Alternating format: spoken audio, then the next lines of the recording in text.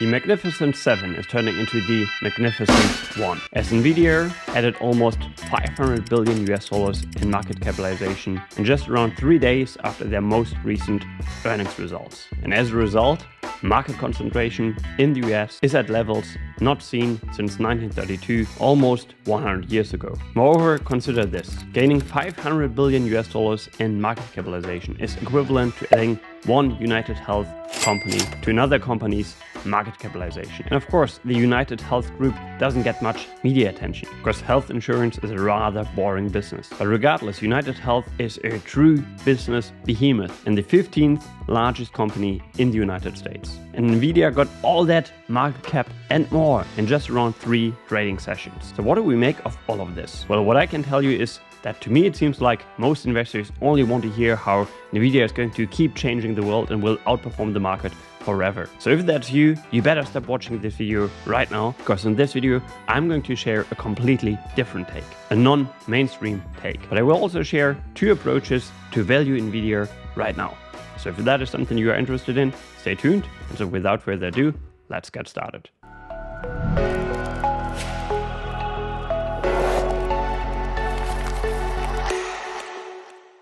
Alright, what I should say right up front is that I've been wrong on Nvidia in the past. I recorded a video on Nvidia stock around a year ago, and I think back then the stock was trading at around $400 a share, or a market capitalization of around $1 trillion.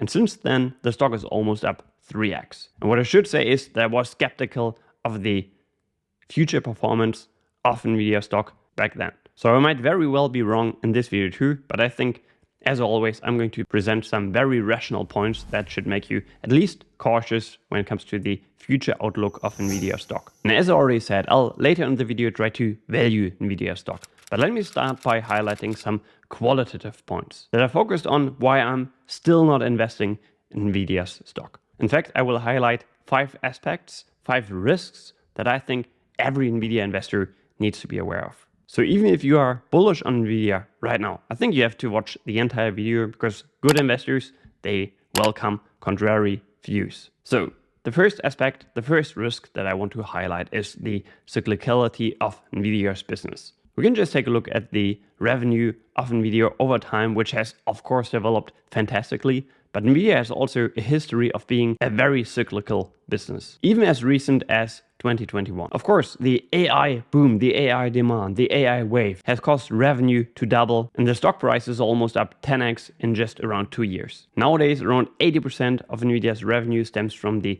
data center division, of which around 40% comes from the big 4 tech companies. So what I want to highlight here is that when it comes to projecting future revenue and profits of Nvidia, you have to be a little cautious just due to the cyclical nature of Nvidia. And I would argue that Nvidia is of course kind of in a bubble territory, but it's not your typical stock bubble. Of course, if we just look at the valuation of Nvidia, it's of course fairly expensive, but it's not completely nuts. The price to earnings multiple, for example, it's decently high, but it's not completely crazy, like above 100 times or more. So if anything, I think Nvidia right now is more likely to be in a demand bubble. The demand for AI solutions may be in bubble territory and may be pulled back eventually. I recently read an article that included the following passage. Let me just read it to you.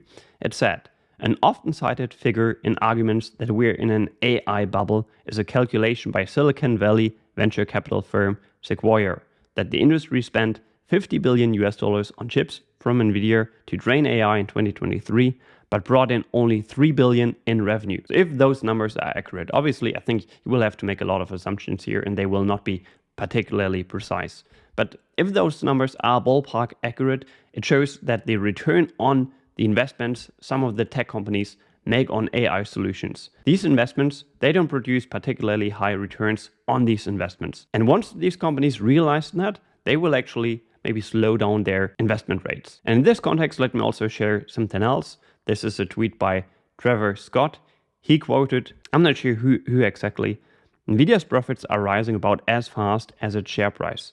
So if there is a bubble, it's in demand for chips. To the extent there is a mispricing, it's more like the banks in 2007, when profits were unsustainably high than the profitless.coms of the 2000s. Yeah, and I fully agree with that. So let's wrap up this first risk point cyclicality, and move on to the second one I want to raise awareness for. And that's the risk of margin compression. If we just look at the margin profile of Nvidia right now, we can see that the profit margins, like the operating profit margin, for example, have been rising constantly over the more recent past. And right now, with operating profit margins above 50%, we are definitely seeing monopoly-like profit margins. And personally, I would argue that the business model of Nvidia, to me at least, doesn't seem like a business model that should post margins, operating profit margins that high. And I believe that over time, if we take a 10-year view, for example, competition will inevitably intensify because these margins will inevitably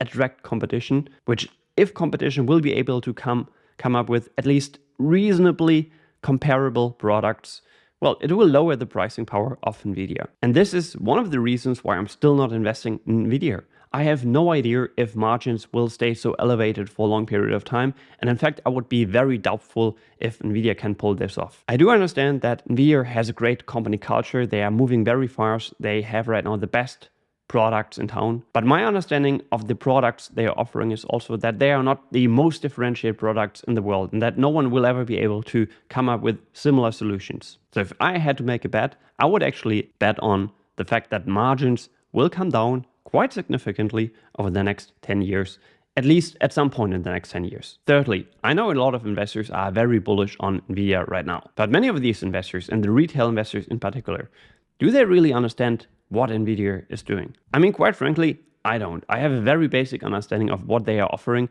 but if you take a close look at all of the products they are developing, if you are honest to yourself, I think you don't fully understand what they are doing. And this is one of the key pillars in my investment framework. I only invest in things that I fully understand. Like quite recently, for example, I was watching this fantastic keynote presentation by Jensen Huang, in which he explained and introduced all of the products they have on their roadmap in the coming months and years. And quite frankly, I was impressed by that keynote presentation, but I was also overwhelmed. And I would argue that most individual investors, they will not be able to truly understand what Nvidia is actually doing and what gives them an edge from a technical point of view. Mostly borrowed ideas, for example, he is offering a fantastic stock research service. And he even argued that to cover the semiconductor space, he will need multiple months because he was so cautious and self-reflective that he understood that this industry is notoriously difficult to understand. So if you are right now invested in Nvidia or considering investing in Nvidia, ask yourself whether you truly understand all of the details of Nvidia's business model and product suite. All right, risk number 4, the risk of growth eventually slowing. So I've already told you that I did a video on Nvidia around a year ago when the company was trading at a share price of around $400 a share. And what I have to say is that the growth that Nvidia has posted since then has been absolutely staggering, absolutely spectacular. And I would even argue that the world has never seen such kind of growth rates at a company of the size of Nvidia. And I wouldn't want to bet on that kind of growth continuing indefinitely. I mean, all you have to do is take a look at so-called base rates. How many companies are able to sustain these kind of growth rates for a longer period of time? And if you look at the actual data, almost no company is. And in this context, I also want to reference a tweet from John Rotonti, who's an investor I absolutely respect. And he shared, in most cases, fast growth flames out much faster than the markets expect. The best compounding comes from moderate growth extended over the longest time period. And he shared a quote from an article: "Imagine seeing someone run in the first quarter of a mile race in 40 seconds. You don't assume he's going to smash the world record. You think he's going to collapse and die," he says. The same may go for markets when returns are much higher than volatility would predict.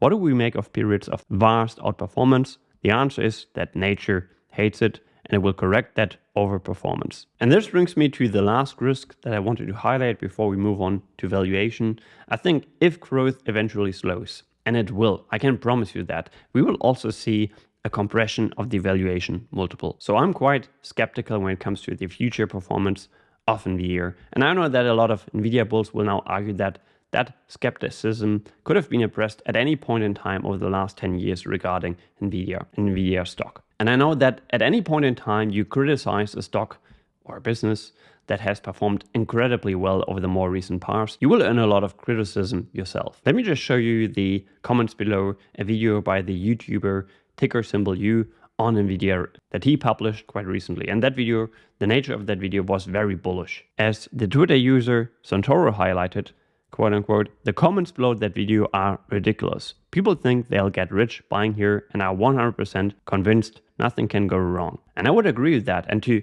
quote from Trevor Scott again, he tweeted, a family member said that she was learning about Nvidia on TikTok and asked if she should invest. No idea what happens, but this is not the first inning. So what he's trying to say is that whenever you have people in your social circle that are usually not very into investing, well, if they start asking you about one particular stock, the outlook for that stock is usually not very bright. And listen, I'm totally happy for you to prove me wrong in the comments down below. Share your thesis on Nvidia based on the current price. And if you do it in a polite way, I'm happy to engage in a discussion with you. In fact, I would appreciate it. If you do it in an impolite way, you will get blocked. So just do it in a friendly manner, please. And just to be clear, before we now move on to valuation, I think Nvidia is a fantastic business. They are doing a lot of good to the world, to the level of innovation we are seeing in the AI world, AI space. I'm just a bit skeptical when it comes to Nvidia's valuation.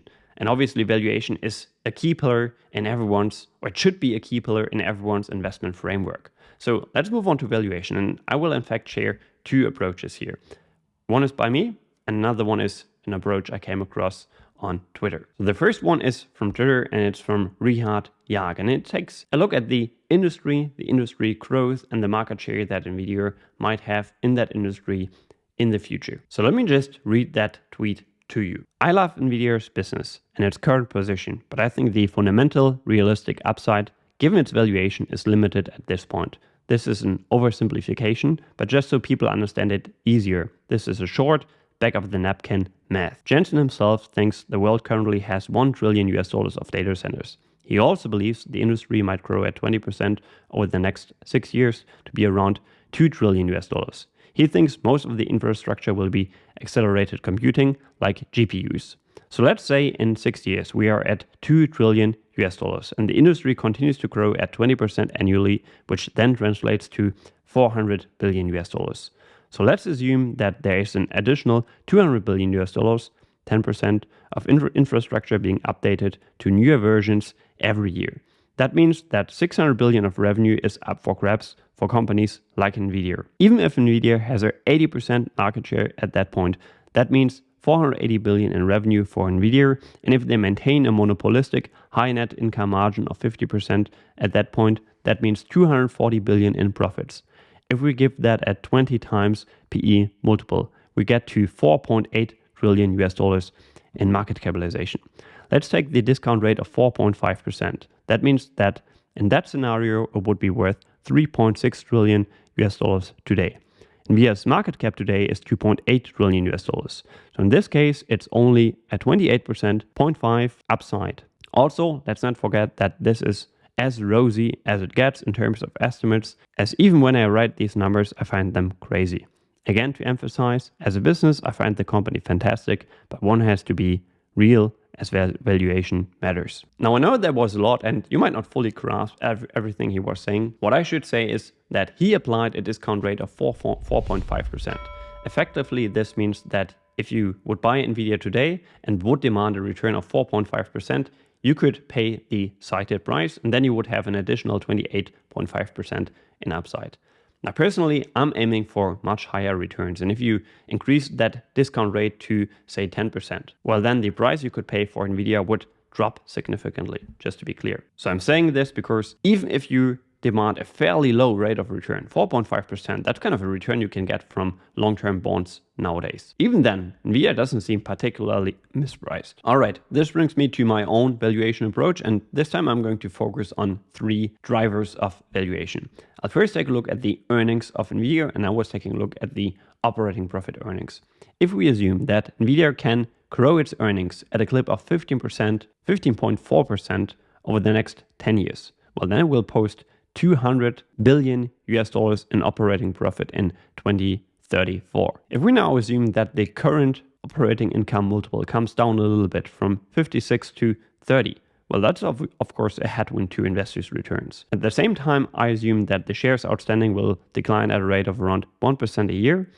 And if you now combine all 3 of these drivers of stock returns, so earnings growth, changes in the valuation multiple, and the impact of share buybacks, well, then you still only end up with a return of around 10% a year over the next 10 years. And clearly we were making a lot of assumptions here and things could turn out differently. But overall, I would tend to agree with Rihad Jark that to me, all of this is just a little too much to be willing to pay the current market capitalization, the current price of Nvidia stock. Of course, I don't believe I'm going to earn a spectacularly high return, even if things go right. So to me, again, the current price is simply too risky. And the good thing about having a clear investment process is that you don't have to be right on everything. You only have to be right on the things you actually bet on. And of course, I might be totally wrong again here, just like I was 1 year ago. And even if I'm right, if we just look at the company fundamentals, the stock may still shoot up way higher from here. But that's not a game I'm playing. I'm focused on